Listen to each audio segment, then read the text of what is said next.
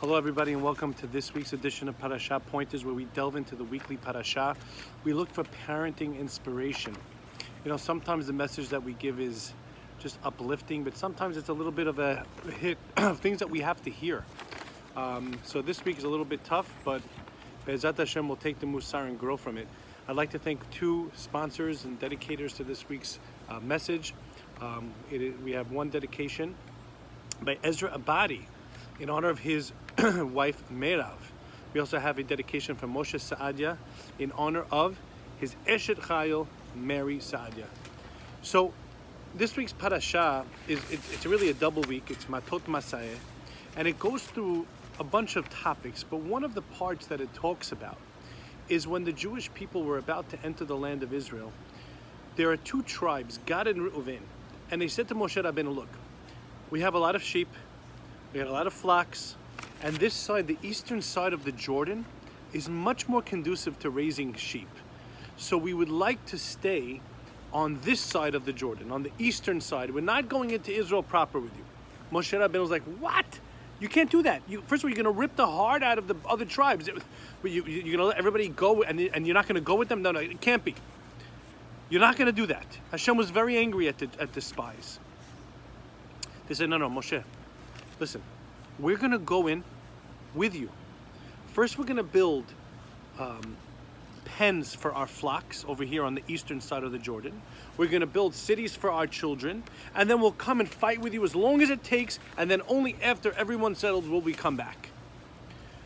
Now, they actually kept their word, and that's what happened at the end. They even stayed longer in Israel proper. But Moshe Rabbeinu, in his response, when he accepts their proposal, he notices something very, very bothersome.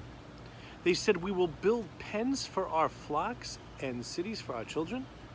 Moshe Rabbeinu is like, no. No, you got it all wrong. When he tells them he's going to go with this plan, he says, yes, we'll do the plan. You're going to build cities for your children and pens for your flocks. As if to say the commentators, get your priorities straight. Don't put Parasha, don't put your financial position before your children. And that was the message that Moshe Rabbeinu was giving. Rashi, and I'll quote Rashi. Rashi says they were more concerned about their possessions than about their sons and daughters, since they mentioned their livestock before their children. Moshe said to them, not so. You got to treat what's fundamental as the fundamental, and what's secondary is secondary. You take care first of your children, then you worry about your flocks. Now, I saw a beautiful explanation by a Rav Shlomo Yaffe, and he says, there's no way these great people from Reuven and Gad looked at their sheep and said, I love you more than my child. That's not what's going on here. He says, really what it is about is that they first said, we got to make sure we have the financial means, and then we can make decisions what's good for our children. And I think there's a very powerful lesson here for us. When we have decisions to make for our children, we got to do it, and Hashem will take care of the rest. We can't let the financial part stop us from doing what our children need.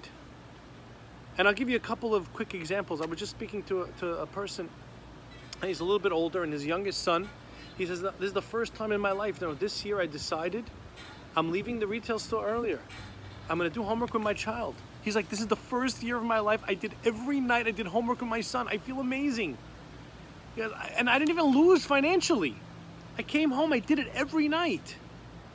He put his child a little bit before Parasha. Of course, we got to work. We got to work hard. We got to pay the bills. But when you're making decisions, you got to make sure to put the child first. Many times I speak to mothers and fathers, the child needs tutoring, and they don't have the financial means.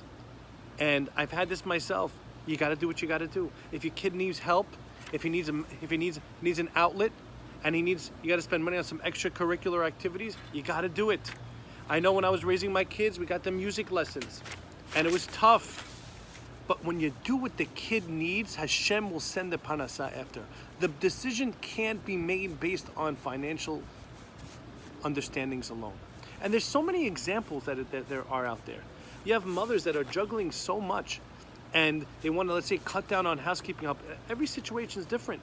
But if you feel that you're going to be a better mother, if you have that help, then maybe you got to just do what you got to do, and Hashem Ya'azor. These are all types of decisions that we have to make for our children, and we have to make sure to put our children first. I saw a very interesting story, a very nice story. A shochet came to a certain town to get a job, to be a shochet, a ritual slaughterer. And he comes there and he comes to the town and he interviews like, we love you, you look great. You look like you're the perfect guy, we can trust you with our meat. However, we gotta, this is a big deal. It's our meat, the butcher. We gotta first check your references. And now those days there was no email. So they had to send the references out. And until it went out in the mail and came back in the mail, it could take a month or two. And he would have to wait. So what do you do? Wait, not wait. He says, no, I'll wait. All of a sudden, the president of the community says, you know what? The Rabbi that was teaching in the yeshiva, he had to go for some sort of emergency. Why don't you teach for him? At least the next couple of months, you'll take care of the children, you'll teach them. The shochet looks at him and says, I don't want the job in your town anymore. You're checking my references, and you're doing the right thing to make sure that I'm a good guy, to make sure your food is kosher. And that's important. And that's true. And it's good. But when it comes to your children, yeah, just go. Just teach the children. No references, nothing. Your priorities are off. I'm out of here. Not interested. This is the lesson we got to learn. This is a little bit tough because it's hard to make a living. It's hard to pay the bills. But at the end of the day, Hashem helps us. We got to make the right choices for our children, and Hashem will take care of the rest. I wish everybody a Shabbat Shalom and only good things and Nahat from all the children.